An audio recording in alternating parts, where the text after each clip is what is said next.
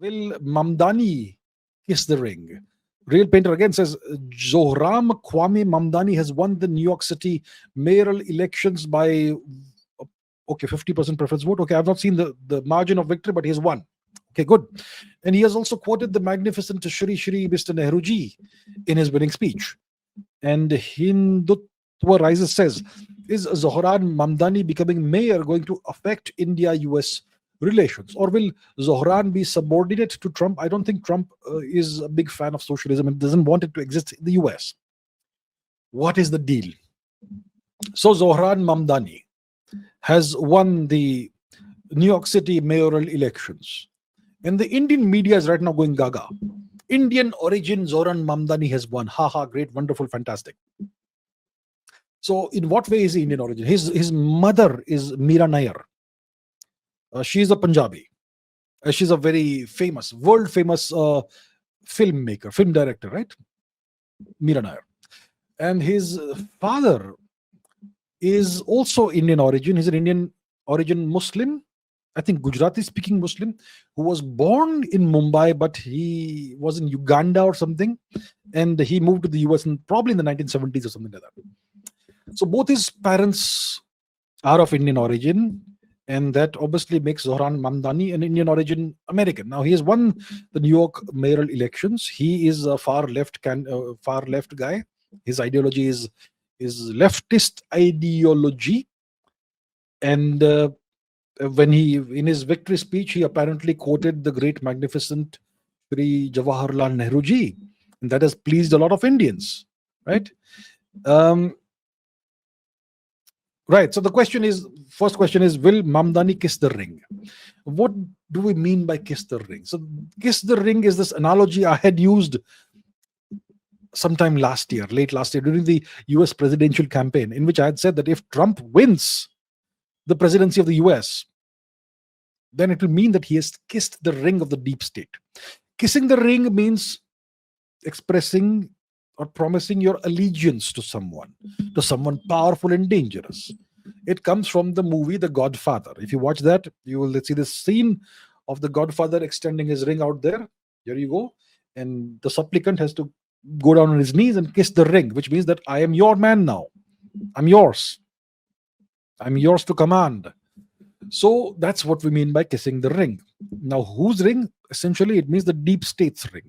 So the question is, will Mamdani kiss the ring? Mamdani doesn't have to kiss the ring. He has already kissed the ring. Mamdani is a candidate that's aligned with the objectives and agendas of whoever runs the West overall. Okay, so let's first discuss this. What is the deal? How come this guy has won? A guy with no prior experience in administering a city or a village or anything. A guy with no experience, no governance experience of any kind, but he has won. How did he win? Are the people of New York really convinced that this guy with no experience is gonna do a great job in running New York City? What's happening? And why is it that we are seeing this rise of various Indian origin Muslim candidates, mayors? For example, we have the mayor of London, Sadiq Khan, who's also of Indian origin. Okay, some people will say he's of Pakistani origin, but before 1947, there was no Pakistan. Right? So he's obviously of Indian origin. What is happening? What's going on? There is this rise of various Muslim people who are either becoming prime ministers or they are becoming mayors in various parts of the UK, also in the US. So let's see the US conservatives have this huge problem with Hindus, but they are okay with, and they will oppose any Hindu person tooth and nail. Like Vivek Ramaswamy is being opposed, like Usha Vance is being dragged through the coals for remaining Hindu and not converting to Christianity. You will have all of that, but you will never see this happening to Indian Muslims. Why is that? So there seems to be, look, my views about this are still evolving, but there seems to be, see, whoever is running the West, whoever is actually running and ruling the West, they seem to have decided that we're going to introduce Islam in a big way in the Western world. Because Christianity is now a dying religion in the West, at least. In India, etc., it's being introduced on an industrial scale through conversion activities and whatnot, right? But in the Western world, Christianity is dying. In Europe, people are leaving Christianity in droves. When the Pope comes to some country, no one even turns up to see him. Christianity is losing its foothold in the West. In the US, also, lots of people have moved away from Christianity. So the West seems to have decided that, if we don't have this sort of religion that can control the people like Christianity used to do, we have to introduce something else that will do the same thing. Historically, Christianity was a religion of strict control. If you went against the tenets of Christianity, you would be burned at the stake. You would be declared a heretic, and all kinds of things, nasty things would happen to you and your family. So people were rigidly controlled through Christianity, even after the rise of Protestantism and whatnot. But now it's not the case. You can leave Christianity and nothing happens to you. There's no consequences. But not the case with Islam. So the Abrahamic religions are political religions. It's one of the great strengths of Islam that it's a political religion. It's not a criticism, it's a strength. Okay. And Islam can be used to replace Christianity to control the people. So that's why you are seeing that Islam is being introduced in a big way in the West. There is this engineered immigration of people from certain parts of the world in a big way in various Western countries. And we are seeing this happening, and maybe they want Islam to become an integral part of the West so that they can keep controlling the people through this religion, because Christianity is no longer that useful or viable anymore.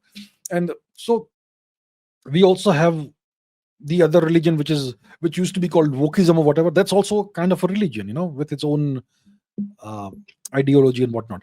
So this is a long-term game. It's not something that they want to use to control their flock for the next 5-10 years.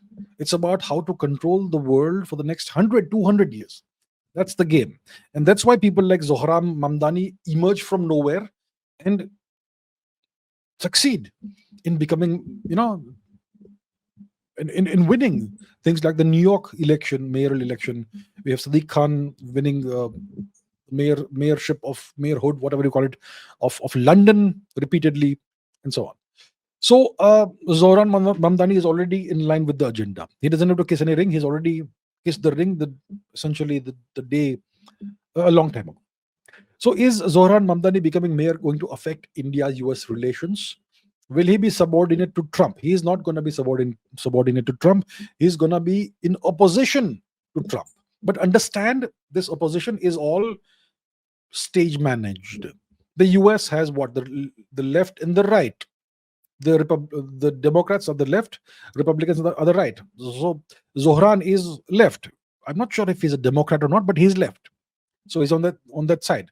But whether you are a Democrat or a Republican, whether you are left or right, if you come to power in the US, you serve the same agenda. You have the same foreign policy, same military policy, same all of that.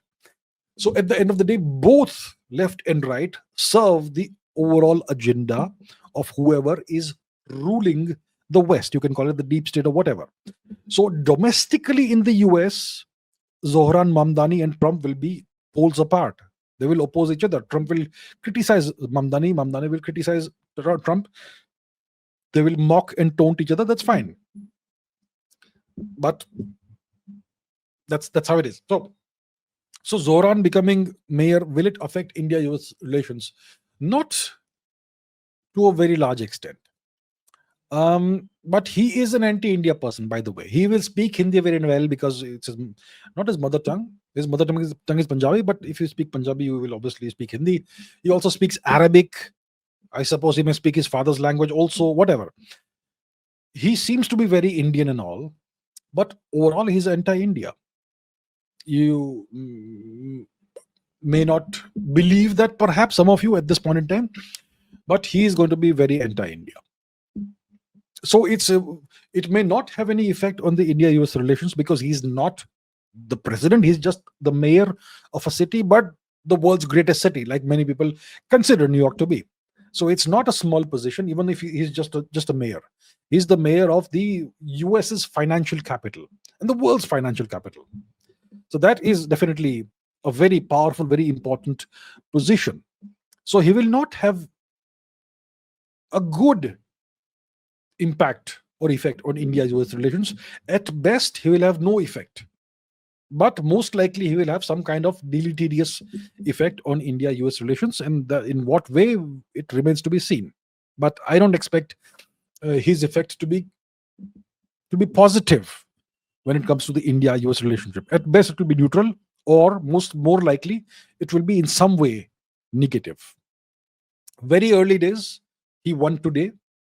Let's wait and watch, but that's how I expect things to unfold.